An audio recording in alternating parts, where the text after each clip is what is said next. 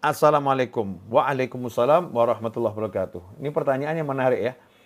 Kenapa keluarga saya selalu diuji, Bib? Selalu diuji. Ya, mungkin ini akan saya perbaiki dulu kalimatnya ya. Bukan selalu diuji, tapi mengalami beberapa kali ujian. Mungkin ujiannya terasa sering. Cuman saya pengen mengajarkan kepada penanya dan kepada siapapun, termasuk diri saya pribadi khususnya, ya.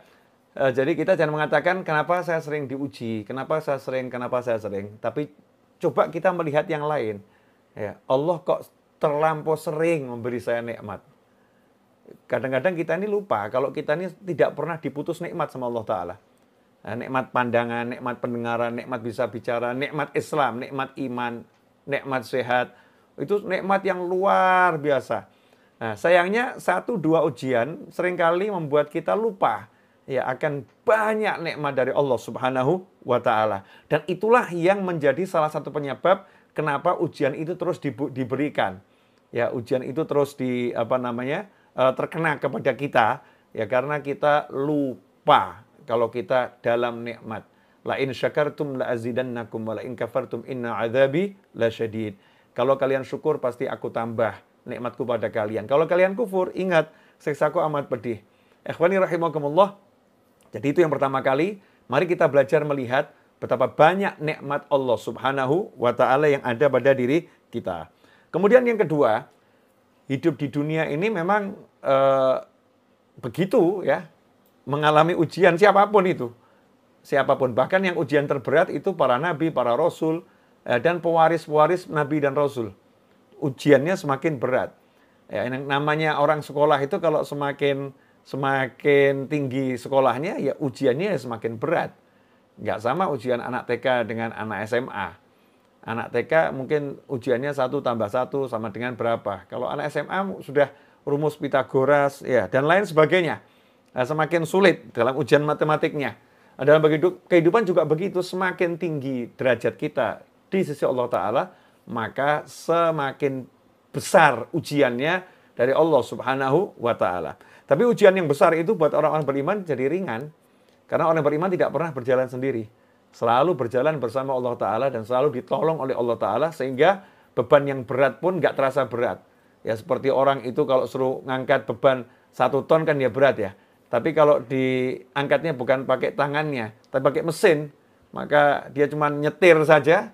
1 ton itu rasanya ringannya luar biasa. Sama-sama ngangkat berat 1 ton, beban 1 ton, tapi dia dibantu dengan alat. Jadinya ringan. Lantas bagaimana kalau dibantu oleh Allah Subhanahu wa Ta'ala?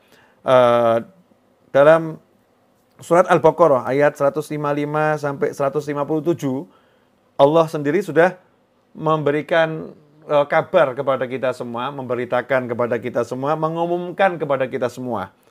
وَلَنَبْلُوَنَّكُمْ بِشَيْءٍ مِّنَ الْخَوْفِ وَالْجُوعِ وَلَنَبْلُوَنَّكُمْ بِشَيْءٍ مِّنَ الْخَوْفِ وَالْجُوعِ وَنَقْصٍ مِّنَ الْأَمْوَالِ وَالْأَنفُسِ وَالثَّمَرَاتِ وَبَشِّرِ الصَّابِرِينَ الَّذِينَ إِذَا أَصَابَتْهُمْ مُصِيبَةٌ قَالُوا إِنَّا لِلَّهِ وَإِنَّا إِلَيْهِ رَاجِعُونَ. Saya ulangi ya. وَلَنَبْلُوَنَّكُمْ بِشَيْءٍ مِّنَ الْخَوْفِ وَالْجُوعِ وَنَقْصٍ مِّنَ الْأَمْوَالِ وَالْأَنفُسِ وَالثَّمَرَاتِ وَبَشِّرِ الصَّابِرِينَ الَّذِينَ إِذَا أَصَابَتْهُمْ مُصِيبَةٌ قَالُوا إِنَّا لِلَّهِ وَإِنَّا إِلَيْهِ رَاجِعُونَ أُولَئِكَ عَلَيْهِمْ صَلَوَاتٌ مِّن رَّبِّهِمْ وَرَحْمَةٌ وَأُولَئِكَ هُمُ الْمُهْتَدُونَ.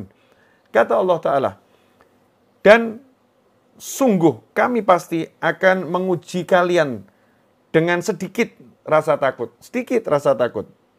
Kemudian sedikit kelaparan. Ya, wa naqsim minal amwali wal anfusi wa thamarat, dan juga nanti akan berkurangnya harta, berkurangnya jiwa, dan berkurangnya buah-buahan. Wa basyirus sabirin, sampaikan kabar gembira kepada orang-orang yang sabar. Semoga Allah Ta'ala jadi kita orang-orang yang syukur dan orang-orang yang jika mendapatkan ujian mampu bersabar bersama Allah Ta'ala. Wa basyirus sabirin, dan sampaikan kabar gembira kepada orang-orang yang sabar.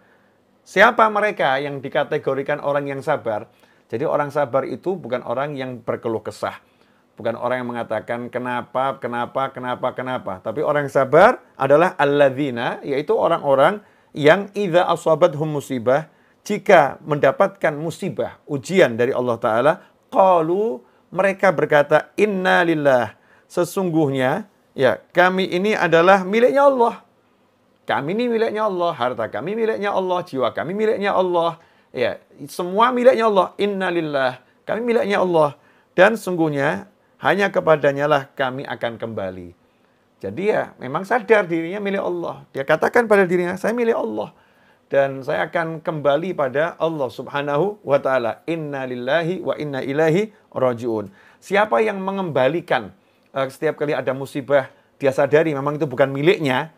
Ketika hartanya terenggut, ya, jiwanya terenggut, hartanya terambil, atau tersita, atau hilang, dia sadar itu bukan miliknya. Itu miliknya Allah Ta'ala.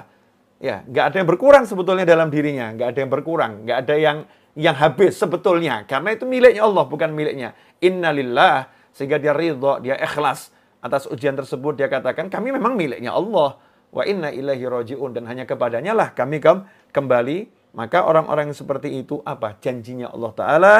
Ulaika alaihim. Kata Allah Ta'ala, mereka itulah orang-orang yang memperoleh ampunan dan rahmat dari Allah Ta'ala. Dan itulah mereka orang-orang yang mendapatkan petunjuk. Ikhwani rahimakumullah. Jadi sejatinya orang-orang yang dapat ujian, musibah, itu orang yang dicintai Allah Ta'ala. Ya, orang yang dicintai Allah Ta'ala. Karena dengan ujian itu dia mendapatkan rahmat dan ampunannya Allah Subhanahu wa Ta'ala. Dalam hadis yang diriwayatkan Imam Bukhari dan Muslim dari Sayyidina Abi Sa'id Al-Khudri radhiyallahu anhu dan Abi Hurairah radhiyallahu anhu, dari Rasulullah SAW, beliau bersabda, Rasul bersabda, ma yusibul mu'mina min nasabin wala wasabin wala hammin wala hazanin wala adhan wala ghammin hatta syaukah yushakuha illa kafrallahu biha min khotoyah. Rawal Bukhari wa Muslim. Ya, tidak ada satupun musibah yang terjadi pada diri Muslim, ya. Baik itu ada harta yang hilang ataupun dia mengalami kesedihan, mengalami rasa suntuk, ya, sumpek, atau dia mengalami gangguan, bahkan sampai-sampai kalau dia terkena duri yang kecil, semua ujian tadi itu menjadi kafarallahu biha min khotoyah, penghapus dosa-dosanya. Ya, penghapus dosa-dosanya. Nah, sehingga nikmat sebetulnya, bahwa kita ini sadar banyak dosa kok. Kita banyak dosa dan kita ini kurang sempat minta ampun, lupa istighfar. Kemudian Allah yang berkehendak agar dosa kita habis, agar kita kembali kepadanya dalam keadaan suci dari dosa, pangkat yang tinggi. Nah, kita ini sama Allah Ta'ala kemudian diberi ampunan dengan cara dikasih masalah, dikasih rasa sedih, ya, dikasih kekurangan harta, ya, dikasih kehilangan pangkat, kehilangan kedudukan.